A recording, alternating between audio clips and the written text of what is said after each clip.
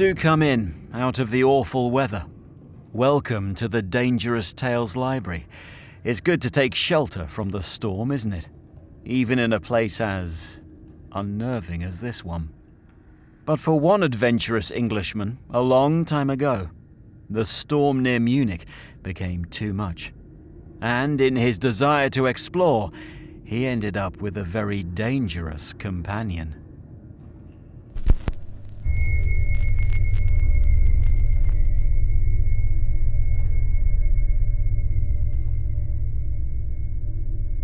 This is Dracula's Guest by Bram Stoker, narrated by Andy David Jones.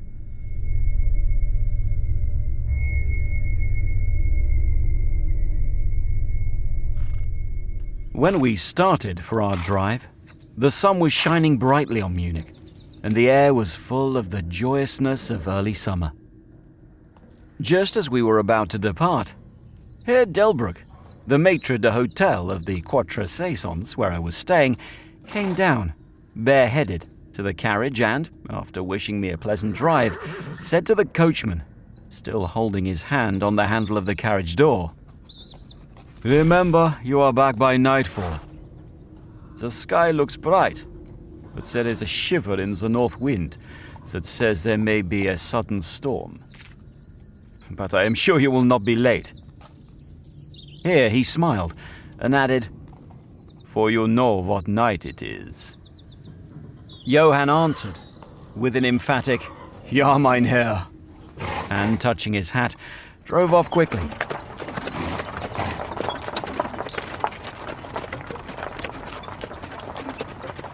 When we had cleared the town, I said, after signaling him to stop, "Tell me, Johann, what is tonight?"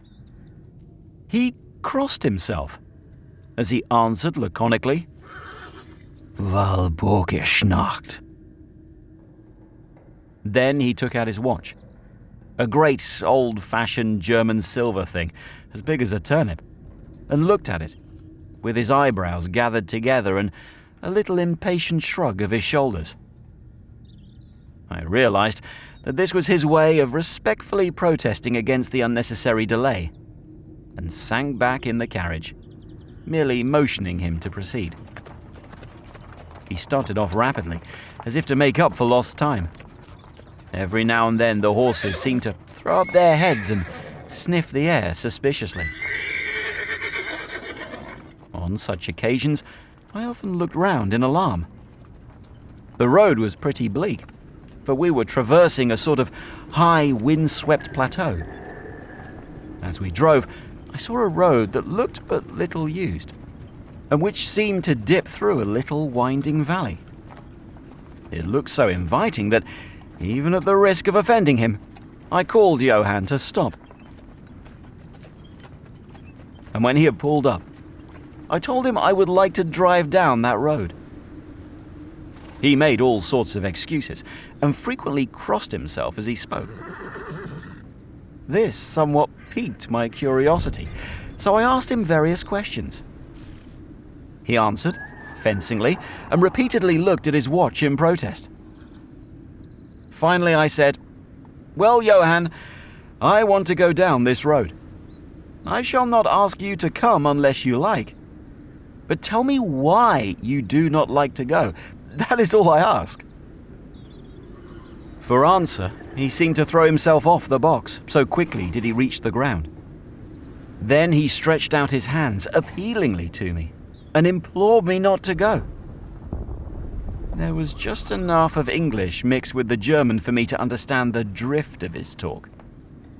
He seemed always just about to tell me something, the very idea of which evidently frightened him. But each time he pulled himself up, saying as he crossed himself, "Walpurgisnacht." I tried to argue with him, but it was difficult to argue with a man when I did not know his language. The advantage certainly rested with him, for although he began to speak in English of a very crude and broken kind, he always got excited and broke into his native tongue, and every time he did so, he looked at his watch. Then the horses became restless and sniffed the air. At this he grew very pale, and looking around in a frightened way. He suddenly jumped forward, took them by the bridles, and led them on some 20 feet. I followed and asked why he had done this.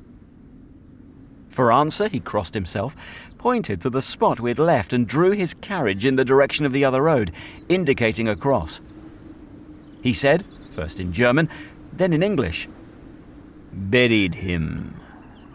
Him what killed themselves." I remembered the old custom of burying suicides at crossroads. Ah, I see. A suicide. How interesting. But for the life of me, I could not make out why the horses were frightened. Whilst we were talking, we heard a sort of sound between a yelp and a bark. It was far away, but the horses got very restless, and it took Johann all his time to quiet them. He was pale and said, "It sounds like a wolf, but yet there are no wolves here now." "No?" I said, questioning him. "Isn't it long since the wolves were so near the city?" "Long, long," he answered. "In the spring and summer. But with the snow, the wolves have been here not so long." Whilst he was petting the horses and trying to quiet them, dark clouds drifted rapidly across the sky. The sunshine passed away, and a breath of cold wind seemed to drift past us. It was only a breath, however, and more in the nature of a warning than a fact. For the sun came out brightly again. Johann looked under his lifted hand at the horizon and said, "The storm of snow. He comes before long time." Then he looked at his watch again, and straight away, holding his reins firmly, for the horses were still pawing the ground restlessly and shaking their heads, he climbed to his box, as though the time had come for proceeding on our journey. I felt a little obstinate, and did not at once get into the carriage. "Tell me," I said, "about this place where the road leads," and I pointed down. Again he crossed himself, and mumbled a prayer before he answered, "It is unholy." "What is unholy?" I inquired. "The village." "Then there is a village?" No one lives there, hundreds of years." My curiosity was piqued. "But you said there was a village." "There was." "Where is it now?"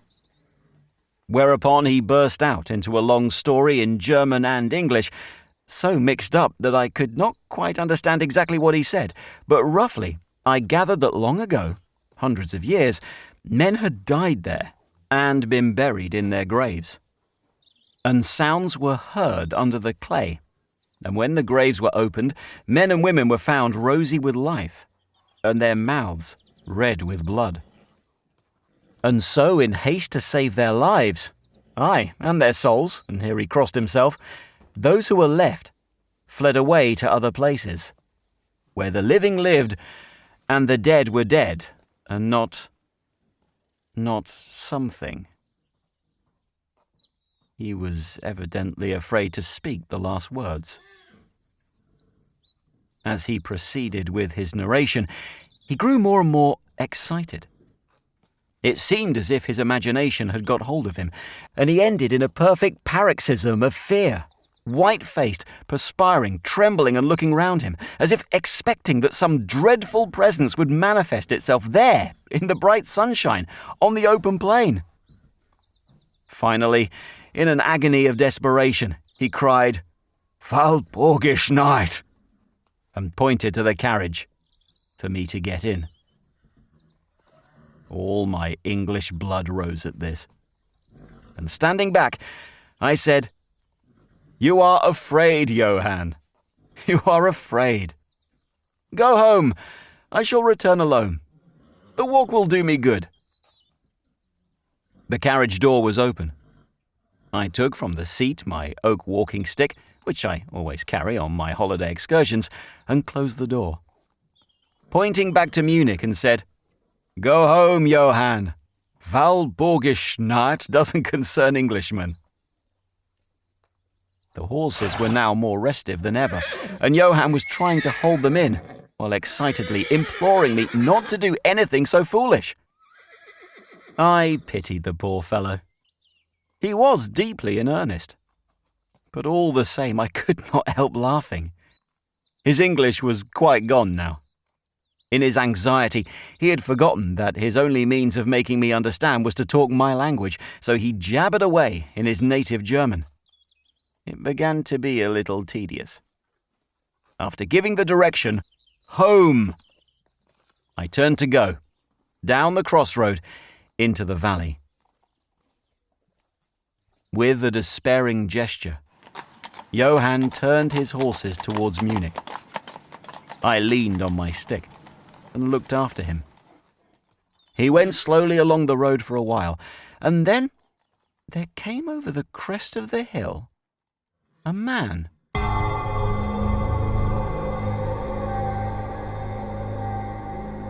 Tall and thin. I could see so much in the distance. When he drew near the horses, they began to jump and kick about, then to scream with terror. Johann could not hold them in. They bolted down the road, running away madly.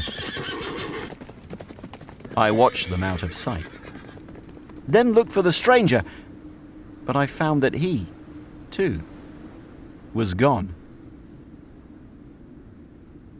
With a light heart, I turned down the side road, through the deepening valley to which Johann had objected. There was not the slightest reason that I could see for his objection, and dare I say, I tramped for a couple of hours without thinking of time or distance, and certainly without seeing a person or a house. So far as the place was concerned, it was desolation itself.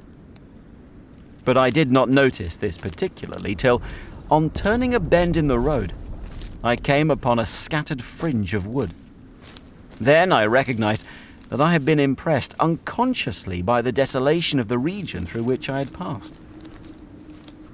I sat down to rest myself and began to look around. It struck me that it was considerably colder than it had been at the commencement of my walk. A sort of sighing sound seemed to be around me, with, now and then, high overhead, a sort of muffled roar. Looking upwards, I noticed that great thick clouds were drifting rapidly across the sky from north to south at a great height. There were signs of coming storm in some lofty stratum of the air. I was a little chilly, and thinking that it was the sitting still after the exercise of walking, I resumed my journey. The ground I passed over was now much more picturesque.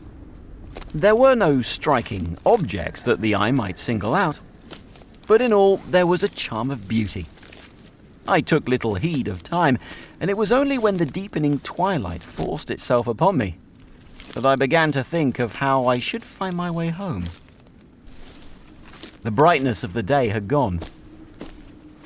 The air was cold, and the drifting of clouds high overhead was more marked. They were accompanied by a sort of faraway rushing sound, through which seemed to come at intervals that mysterious cry which the driver had said came from a wolf. For a while I hesitated. I had said I would see the deserted village. So on I went, and presently came on a wide stretch of open country, shut in by hills all around. Their sides were covered with trees which spread down to the plain, dotting in clumps the gentler slopes and hollows which showed here and there. I followed with my eye the winding of the road, and saw that it curved close to one of the densest of these clumps, and was lost behind it. As I looked, there came a cold shiver in the air, and the snow began to fall. I thought of the miles and miles of bleak country I had passed, and then hurried on to seek the shelter of the wood in front. Darker and darker grew the sky, and faster and heavier fell the snow, till the earth before and around me was a glistening white carpet, the further edge of which was lost in misty vagueness. The road was here but crude, and when on the level its boundaries were not so marked as when it passed through the cuttings. And in a little while I found that I must have strayed from it, for I missed underfoot the hard surface, and my feet sank deeper in the grass and moss. Then the wind grew stronger and blew with ever-increasing force, till I was fain to run before it. The air became icy cold, and, in spite of my exercise, I began to suffer. The snow was now falling so thickly and whirling around me in such rapid eddies that I could hardly keep my eyes open. Every now and then, the heavens were torn asunder by vivid lightning. And in the flashes, I could see ahead of me a great mass of trees, chiefly yew and cypress, all heavily coated with snow. I was soon amongst the shelter of the trees, and there, in comparative silence, I could hear the rush of the wind high overhead. Presently, the blackness of the storm had become merged in the darkness of the night. By and by, the storm seemed to be passing away. It now only came in fierce puffs or blasts. At such moments, the weird sound of the wolf appeared to be echoed by many similar sounds around me. Now and again, through the black mass of drifting cloud, came a straggling ray of moonlight, which lit up the expanse and showed me that I was at the edge of a dense mass of cypress and yew trees. As the snow had ceased to fall, I walked out from the shelter and began to investigate more closely. It appeared to me that amongst so many old foundations as I had passed, there might be still standing a house in which, though in ruins, I could find some sort of shelter for a while. As I skirted the edge of the copse, I found that a low wall encircled it, and following this, I presently found an opening. Here the cypresses formed an alley, leading up to a square mass of some kind of building. Just as I caught sight of this, however, the drifting clouds obscured the moon, and I passed up the path in darkness. The wind must have grown colder, for I felt myself shiver as I walked. But there was hope of shelter, and I groped my way blindly on. I stopped, for there was a sudden stillness. The storm had passed, and perhaps in sympathy with nature's silence, my heart seemed to cease to beat. But this was only momentarily, for suddenly the moonlight broke through the clouds, showing me that I was in a graveyard, and that the square object before me was a great massive tomb of marble, as white as the snow that lay on and all around it. With the moonlight, there came a fierce sigh of the storm, which appeared to resume its course with a long, low howl, as of many dogs or wolves. I was awed and shocked, and felt the cold perceptibly grow upon me till it seemed to grip me by the heart.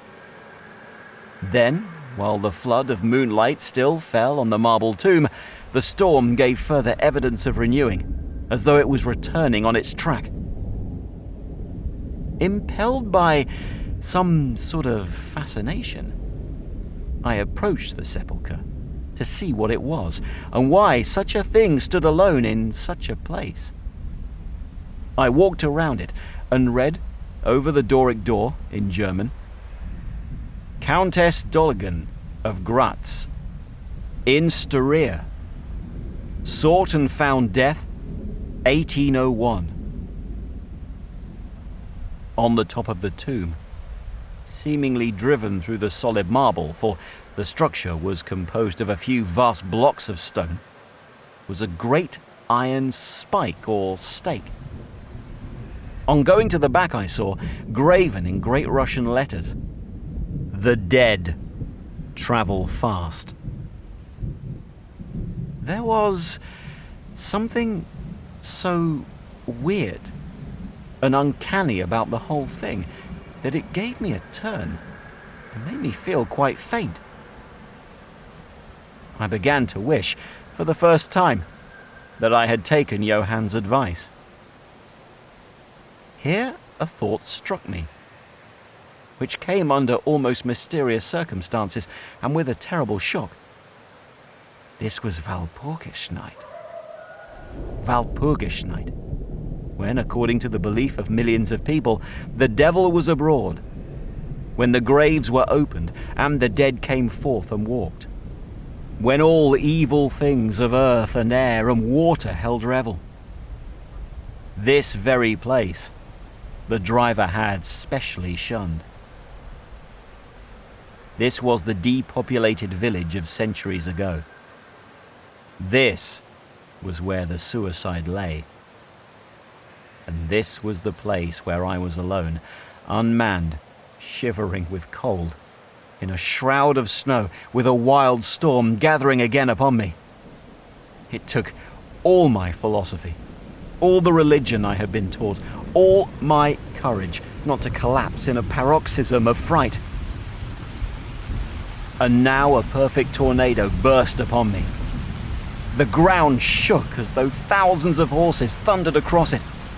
And this time, the storm bore on its icy wings not snow, but great hailstones, which drove with such violence that they might have come from the throngs of Balearic slingers, hailstones that beat down leaf and branch and made the shelter of the cypresses of no more avail than though their stems were standing corn. At the first, I had rushed to the nearest tree, but I was soon fain to leave it and seek the only spot that seemed to afford refuge, the deep Doric doorway of the marble tomb. There, crouching against the massive bronze door, I gained a certain amount of protection from the beating of the hailstones. For now, they only drove against me as they ricocheted from the ground and the side of the marble.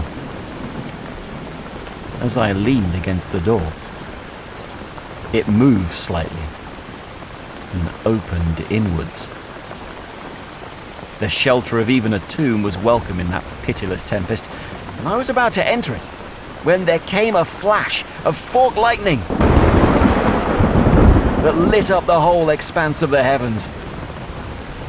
In the instant, as I am a living man, I saw, as my eyes were turned into the darkness of the tomb, a beautiful woman with rounded cheeks and red lips, seemingly sleeping on a bier. As the thunder broke overhead, I was grasped as by the hand of a giant and hurled out into the storm. The whole thing was so sudden that, before I could realize the shock, moral as well as physical, I found the hailstones beating me down. At the same time, I had a strange, dominating feeling that I was not alone. I looked towards the tomb. Just then, there came another blinding flash, which seemed to strike the iron stake that surmounted the tomb, and to pour through to the earth, blasting and crumbling the marble, as in a burst of flame. The dead woman rose for a moment of agony, while she was lapped in the flame, and her bitter scream of pain was drowned in the thunder crash. The last thing I heard was this mingling of dreadful sound, as again I was seized in the giant grasp and dragged away, while the hailstones beat on me, and the air around seemed reverberant with the howling of wolves. The last sight that I remembered was a vague, white, moving mass, as if all the graves around me had sent out the phantoms of their sheeted dead, and that they were closing in on me through the white cloudiness of the driving hail.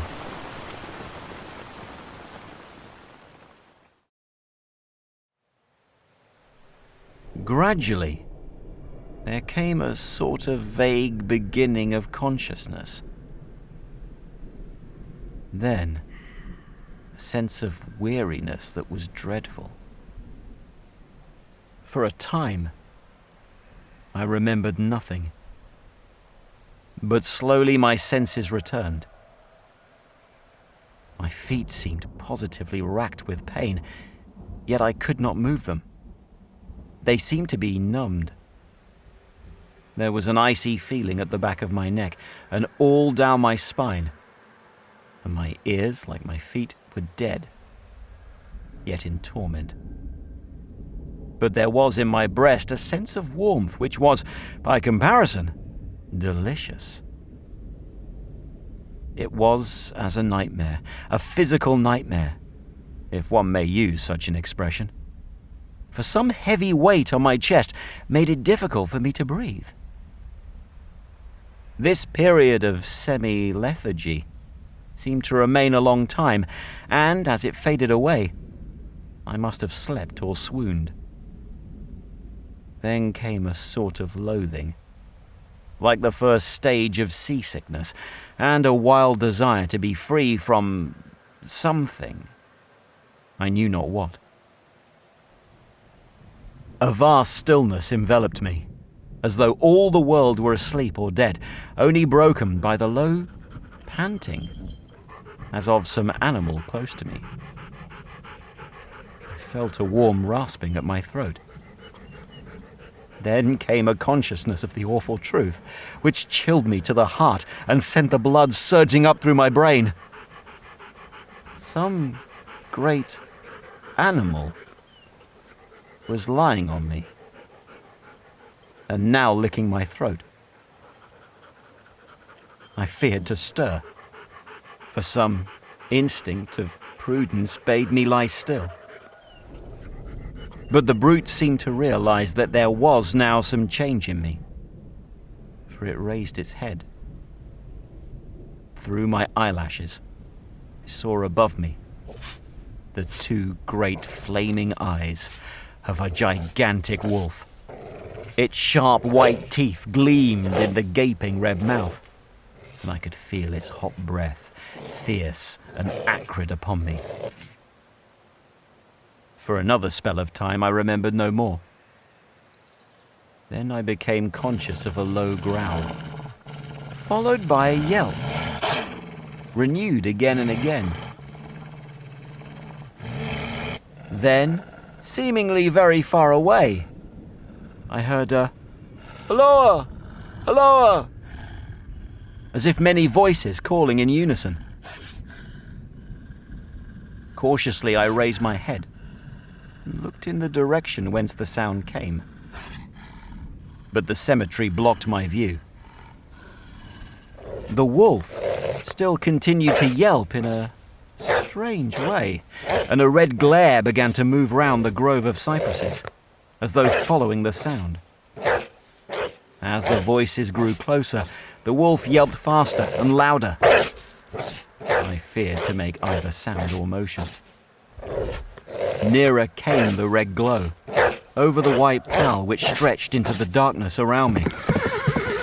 Then, all at once, from beyond the trees, there came at a trot a troop of horsemen, bearing torches. The wolf rose from my breast and made for the cemetery. I saw one of the horsemen, soldiers by their caps and their long military cloaks, raise his carbine and take aim. A companion knocked up his arm, and I heard the ball whiz over my head. He had evidently taken my body for that of the wolf. Another sighted the animal as it slunk away, and a shot followed. Then, at a gallop, the troop rode forward, some towards me, others following the wolf as it disappeared amongst the snow-clad cypresses. As they drew nearer, I tried to move, but I was powerless, although I could see and hear all that went on around me. 2 or 3 of the soldiers jumped from their horses and knelt beside me. One of them raised my head and placed his hand over my heart. "Good news, comrades," he cried. "His heart still beats." Then some brandy was poured down my throat. It put vigor into me, and I was able to open my eyes fully and look around. Lights and shadows were moving among the trees, and I heard men call to one another. They drew together, uttering frightened exclamations. And the lights flashed as the others came pouring out of the cemetery pell-mell, like men possessed. When the further ones came close to us, those who were around me asked them eagerly, "Well, have you found him?" The reply rang out hurriedly, No, come away, quick, quick!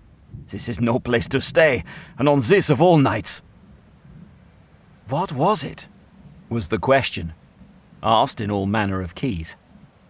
The answer came variously and all indefinitely, as though the men were moved by some common impulse to speak, yet were restrained by some common fear from giving their thoughts. Indeed, gibbered one, whose wits had plainly given out for the moment. "A wolf, and yet not a wolf," another put in shudderingly. "No use trying for him without the sacred bullet," a third remarked in a more ordinary manner. "Serve us right for coming out on this night. Truly, we have earned our 1,000 marks," were the ejaculations of a fourth. "There was blood on the broken marble," said another after a pause. "The lightning never brought that there." "And for him, is he safe? Look at his throat." "See, comrades, the wolf has been lying on him and keeping his blood warm." The officer looked at my throat and replied, "He is all right. The skin is not pierced. What does it all mean? We should never have found him but for the yelping of the wolf." "What became of it?" asked the man who was holding up my head, and who seemed the least panic-stricken of the party, for his hands were steady and without tremor. On his sleeve was the chevron of a petty officer.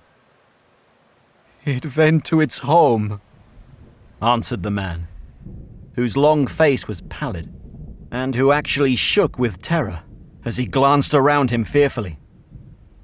"There are graves enough there in which it may lie. Come, comrades, come quickly. Let us leave this cursed spot." The officer raised me to a sitting posture as he uttered a word of command. Then several men placed me upon a horse. He sprang to the saddle behind me, took me in his arms, gave the word to advance, and turning our faces away from the cypresses, we rode away in swift military order. As yet my tongue refused its office. I was perforce silent, and I must have fallen asleep, for the next thing I remembered was finding myself standing up, supported by a soldier on each side of me. It was almost broad daylight, and to the north, a red streak of sunlight was reflected, like a path of blood over the waste of snow. The officer was telling the men to say nothing of what they had seen, except that they found an English stranger, guarded by a large dog. "Dog? That was no dog," cut in the man who had exhibited such fear. "I think I know a wolf when I see one." The young officer answered calmly, "I said a dog." "Dog," reiterated the other, ironically. It was evident that his courage was rising with the sun, and, pointing to me, he said, "Look at his throat. Is that the work of a dog, master?" Instinctively, I raised my hand to my throat, and as I touched it, I cried out in pain. The men crowded round to look, some stooping down from their saddles, and again there came the calm voice of the young officer. "A dog, as I said. If aught else were said, we should only be laughed at." I was then mounted behind a trooper, and we rode on into the suburbs of Munich. Here we came across a stray carriage, into which I was lifted, and it was driven off to the Quatre Saisons, the young officer accompanying me, whilst a trooper followed with his horse, and the others rode off to their barracks. When we arrived, Herr Delbruck rushed so quickly down the steps to meet me that it was apparent he had been watching within. Taking me by both hands, he solicitously led me in, The officer saluted me and was turning to withdraw when I recognized his purpose and insisted that he should come to my rooms. Over a glass of wine, I warmly thanked him and his brave comrades for saving me. He replied simply that he was more than glad, and that Herr Delbruck had at the first taken steps to make all the searching party pleased. At which the ambiguous utterance the maitre d'hotel smiled, while the officer pleaded duty and withdrew. "But Herr Delbruck," I inquired, "how and why was it that the soldiers searched for me?" He shrugged his shoulders, as if in depreciation of his own deed, as he replied, "I was so fortunate as to obtain leave from the commander of the regiment in which I served, to ask for volunteers." "But how did you know I was lost?" I asked. "The driver came hither with the remains of his carriage, which had been upset when the horses ran away." "But surely you would not send a search party of soldiers merely on this account?" "Oh no," he answered. "But even before the coachman arrived, I had this telegram from the boyar, whose guest you are." And he took from his pocket a telegram, which he handed to me, and I read.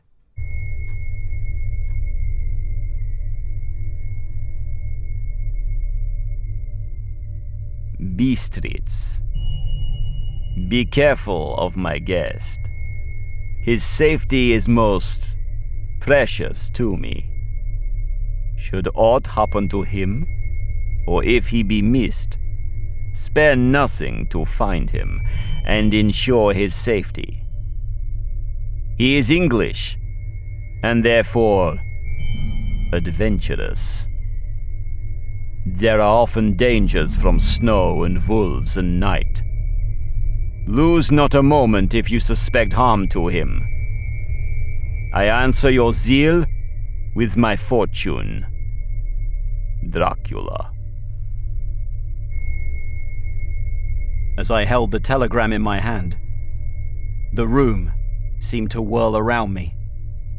And if the attentive maitre d'hotel had not caught me, I think I should have fallen. There was something so strange in all this, something so weird and impossible to imagine, that there grew on me a sense of my being in some way the sport of opposite forces. The mere vague idea of which seemed in a way to paralyze me. I was certainly under some form of mysterious protection. From a distant country had come, in the very nick of time, a message that took me out of the danger of the snow sleep and the jaws of the wolf.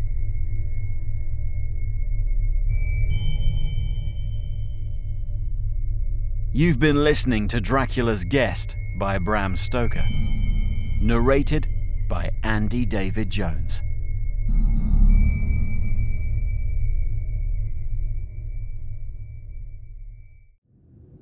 Thanks for stopping by. Remember, you can listen to these stories on your favorite podcast platform by searching for Dangerous Tales. And on YouTube, if you've enjoyed this tale, please hit the like button.